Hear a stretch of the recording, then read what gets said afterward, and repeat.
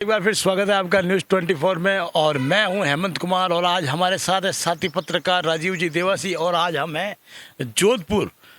एक रेस्टोरेंट है जिसका नाम डे नाइट रेस्टोरेंट है।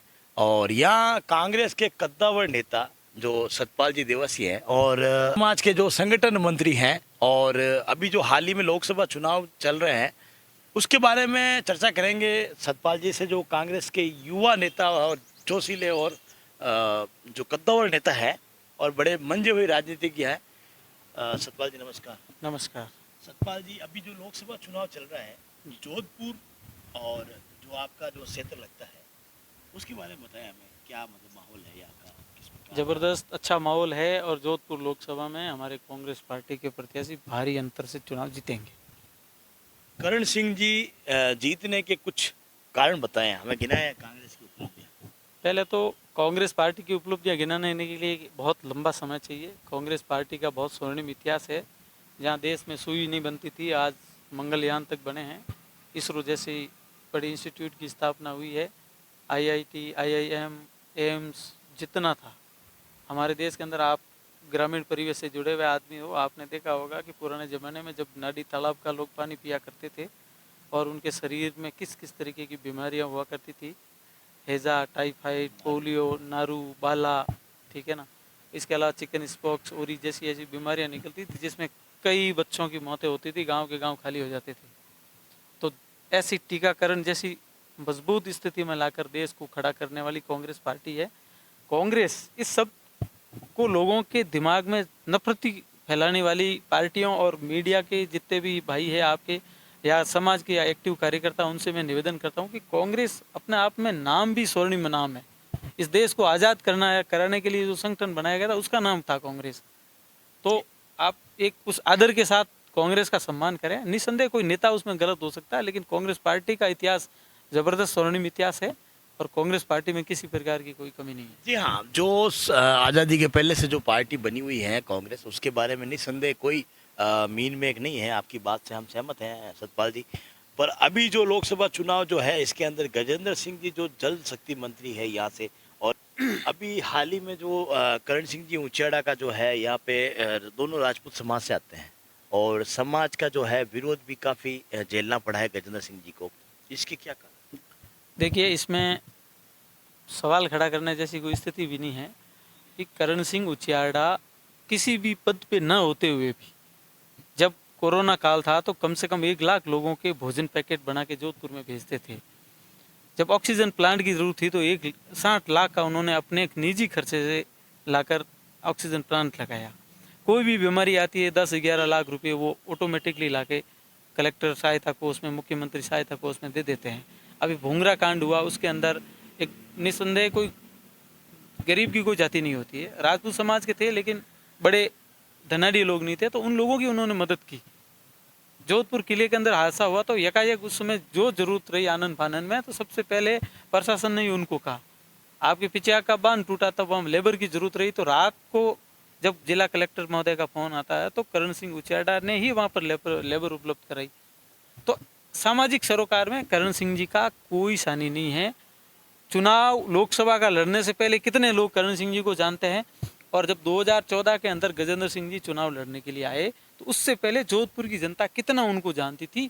ये अगर फासला देखा जाए ना तो दोनों में जमीन आसमान का फर्क है।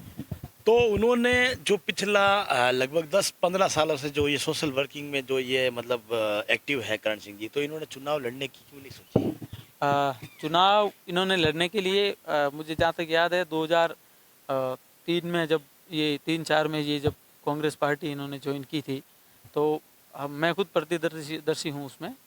उन्होंने ज्वाइन की तब उन्होंने लगातार कांग्रेस पार्टी के संगठन में काम करते हुए टिकट मांगा, लेकिन किसी कारणवश टिकट नहीं मिल पाया। लेकिन इस बार अच्छा माहौल है और अच्छे माहौल में उनको टिकट मिला है और कांग्रेस के अब एक नए विजन का जो काम शुरू होगा उसमें निसंदेह करण सिंह जी बड़े स्तर पे देश की राजनीति में अपना इस नाम। बार कितने मतलब मतों से मतलब करण सिंह जी उचेड़ा विजय हुए? करण सिंह जी भारी मार्जिन से जीतेंगे। आप 2 लाख से ऊपर की काउंटिंग रखो, 2 लाख से ज़्यादा मार्जिन से करण सिंह चुनाव जोधपुर का जीत गए हैं। कांग्रेस जो बीजेपी है अभी इस बार जो 25 की 25 सीटें हैं राजस्थान की, उसमें से कांग्रेस कितनी आएगी? कांग्रेस की लगभग 13-14 सीट कांग्रेस जीतेगी और बाकी सीटों पे भी ज़्यादा कोई बड़ा मार्जिन नहीं है। अब ये मोदी जी का जो जुमलेबाजी है, लोगों को पता चल गया कि बातों से देश नहीं चलता, देश चलाने के लिए ठोस नीतियाँ बनानी पड़ती है और धरातल पे काम करना पड़ता है। जी हाँ, यहाँ पे बताया है कि मतलब 25 में से 12-13 सीटें जो है बीजेपी की आएगी, नहीं सॉरी कांग्रेस की आएगी, और जो बाकी जो है बता रहे हैं जुमलेबाजी है। अभी जो हाल ही में जालोर में जो महबूब जी गहलोत का जो मतलब चल रहा है, देखने को मिल रहा है, वहाँ के बारे में हालात बताएं आप। जालोर सिरोही लोकसभा क्षेत्र, जालोर सिरोही और सांचौर 3 जिलों को मिलाकर जो हमारी एक लोकसभा है, वहाँ पर वैभव गहलोत जी बहुत ज़बरदस्त तरीके से अच्छा चुनाव लड़ रहे हैं और वो बड़े अंतर से चुनाव जीतेंगे और अच्छा माहौल है जालोर सिरोही के अंदर। इस बार जो है वहाँ लुम्बा राम जी जो बीजेपी से कैंडिडेट है, वो जमीनी स्तर के नेता हैं। बताया जा रहा है मतलब उनका पलड़ा भारी बता रहे हैं। ज़मीनी स्तर का की एक डेफिनेशन है ना, वो लोगों में क्लियर करनी पड़ेगी। अब वैभव गहलोत जी मुख्यमंत्री जी के घर जन्मे हैं, ये तो जन्म किसका कहाँ होगा ये तो सब ऊपर वाला तय करता है। वैभव जी जमीन से जुड़े हुए नहीं है क्या? अशोक गहलोत जी जमीन से जुड़े हुए आदमी नहीं है क्या? उन्होंने भी अपनी जीरो से शुरुआत की है, वो भी एक किसान के बेटे हैं। तो ये जमीन आसमान इधर उधर ये तो बातें सिर्फ बनाने के लिए की जाती है। इन सब बातों को बनाने में भाजपा के लोगों की मास्टरी है, ऐसा कुछ भी नहीं है। वैभव गहलोत बहुत लो प्रोफाइल आदमी है। 3 बार के मुख्यमंत्री का बेटा अगर इस तरीके से शालीनता भरे अपना जीवन जीता है तो वो एक अपने आप में समाज में एक बड़ा उदाहरण है। जी हाँ, इस बार वैभव गहलोत की जो है वो जीत कैसे आप सुनिश्चित करेंगे? 36 कौम में कांग्रेस पार्टी के प्रति ज़बरदस्त उत्साह है। कांग्रेस पार्टी से 36 कौम को उम्मीद है। दूसरा, अशोक गहलोत जी की जो योजनाएं थी पिछली सरकार की, अब लोगों को पता चल गया है कि ये केवल बातें करने वाले लोग हैं। अब खाद्य सुरक्षा की ये बातें करते हैं, जहाँ लगाते हैं खाद्य सुरक्षा, RTI, राइट टू एजुकेशन, ये सारी एक्ट लेके कौन आया है? कांग्रेस पार्टी तो लेकर आई है। राजस्थान के अंदर सबसे पहले पेंशन शुरू की थी अशोक गहलोत ने शुरू की। चिरंजीवी योजना जिसमें 25 लाख का फ्री इलाज बड़े से बड़े हॉस्पिटल में, जहाँ एक करोड़पति आदमी का इलाज वहाँ होता है, वहाँ एक गरीब के बेटे का, गरीब के बाप का, माँ का, गरीब के परिवार के बुजुर्ग का इलाज भी हो सकता है। ये संभव किसने करवाया? पर बीजेपी का आरोप तो ये है कि आपने सबने नाम बदले हैं। जैसे अन्नपूर्णा योजना का आपने नाम बदल के इंदिरा रसोई कर दिया, और भामाशाह का आपने चिरंजीवी कर दिया। ये बीजेपी ने आरोप कर रहे हैं। भामाशाह की जगह जन आधार योजना आई है। अन्नपूर्णा ये तो वसुंधरा जी ने पिछली बार शुरू किया, उससे पहले इंदिरा रसोई ऑलरेडी था नाम। जिस तरीके से राजीव गांधी सेवा केंद्र थे, उनका नाम उन्होंने बदला, अटल सेवा केंद्र रखा। अब निर्मल भारत अभियान पूरे देश में चलता था, जहां टॉयलेट बनाने के लिए कांग्रेस सरकार, सरदार मनमोहन सिंह जी की सरकार 8,000 रुपये देती थी। अब उसको थोड़ी राशि बढ़ा के अगर आप कहते हो कि हमने नया काम किया, तो आपने नया काम क्या किया? वो योजना तो वही थी, आपने अमाउंट बढ़ाया था। अमाउंट तो 20 साल के अंदर रुपये की कीमत कम होती है, तो आपने बढ़ा दिया होगा।